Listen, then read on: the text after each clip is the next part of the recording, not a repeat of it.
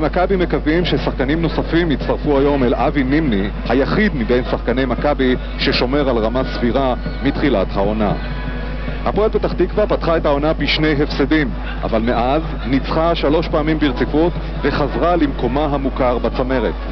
בחוד, מוטי קקון, שכבש כבר 5 שערים, והוא יאיים על קו ההגנה הלא יציב של מכבי. היום מצטרף אליו אלי אברבנאל, שפתח את העונה עם פציעה, ובשבוע שעבר חזר בגדול עם צמד מול עירוני אשדוד.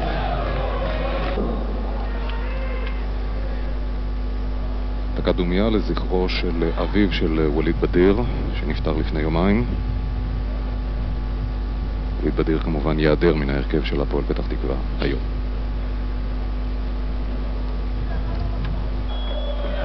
שלח, שוהם, רומר,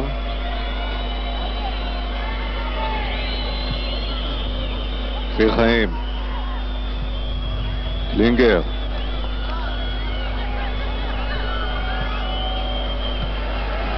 שלח, עולה למעלה, יכול לבעוט לשער שלח, נותן כדור מצוין לנימני, ונימני כדור רוחב, דריק צריך להפקיע, כן!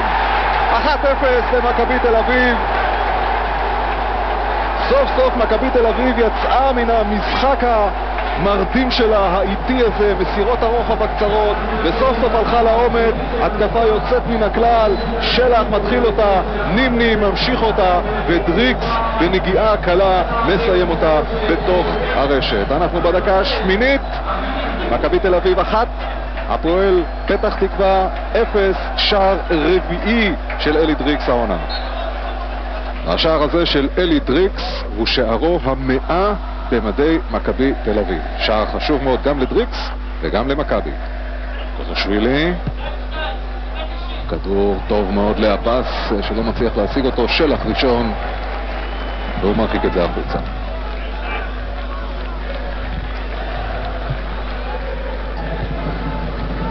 אנחנו בדקה 14, קרישטופיק מנסה לעשות סיבוב, צריך להעביר את הכדור שלו, והנה השוויון!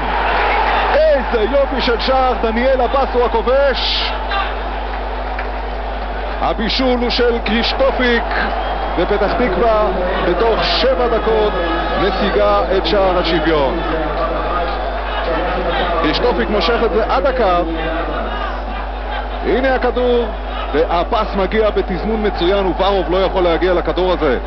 שוויון 1, 14 דקות.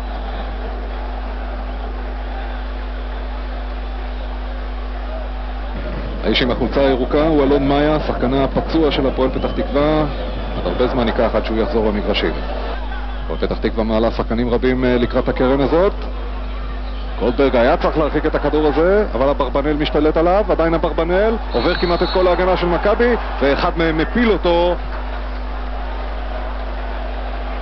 ולפתח תקווה תהיה הזדמנות מצוינת ובעיטה חופשית מקו 16 המטרים. חסן לוקח את הבעיטה, וברוב יורד, והנה 2-1! פתח תקווה ביתרון!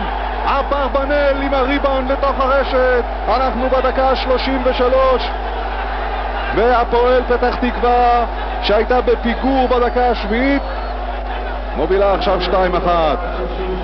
מנור חסן עם הכדור שאוברוב יכול רק להדוף, ואברבנאל מחזיר אותו פנימה. 2 שערים ראשונים של אברבנאל בשבת שעברה, השלישי שלו עכשיו, והפועל פתח תקווה ביתרון 2-1.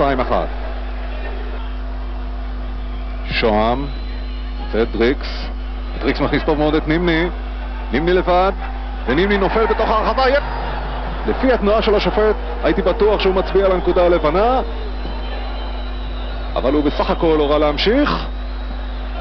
בואו נראה שוב, נימני נכנס, יש כאן עבירה. בן חמו לא יכול לטעון שהוא הלך לכדור, נימני בהחלט יכול לטעון לעבירה. כפיר חיים שחרר את הכדור, ועכשיו קלינגר. נימני טוב מאוד לקלינגר.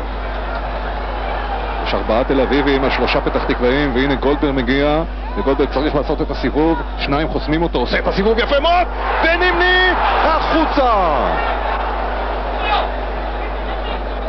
גולדברג הכין מצב מצוין לנימני, ההגנה של הפועל פתח תקווה יכולה לבוא בטענות אל עצמה. תראו את הסיבוב הזה של גולדברג ישר על הראש של נימני, ומכאן זה צריך להיות בפנים. במקרה הזה של נימני זה היה בחוץ. בואו נראה את זה שוב. גולדברג מעטל בשני מגינים של פתח תקווה, הס לא נמצא במקום ונימני שולח את הכדור החוצה. החמצה גדולה.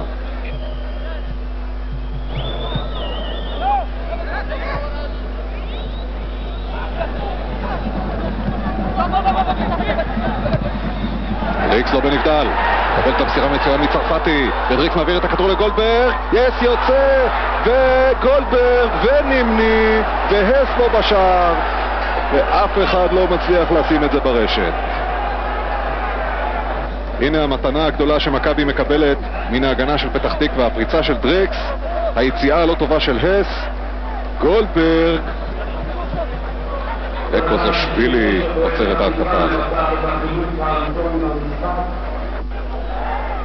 בינתיים היוזמה היא של פתח תקווה. אברבנאל שוב מופל אל הדשא, ולשלח יהיה כרטיס צהוב. זו פעם רביעית העונה ששלח רואה את הכרטיס הצהוב.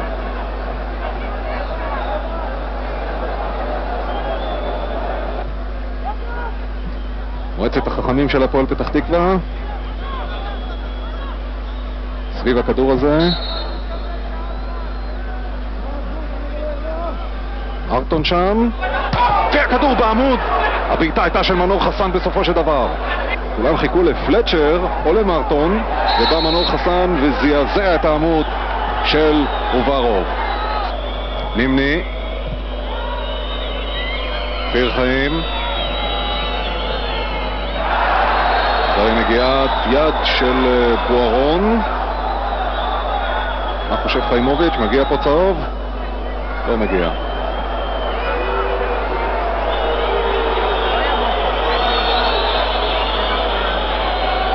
תגידו אתם, האם נימני רואה את הפינה המובחרת של הס? כבר אין פינה כזאת. כמעט שוויון. דריקס לא מגיע אל הכדור הזה. תוך כדי כך הוא גם נתקל בהס. אברבנאל, חסן, עבירה של נימני, ולנימני עכשיו כרטיס אדום.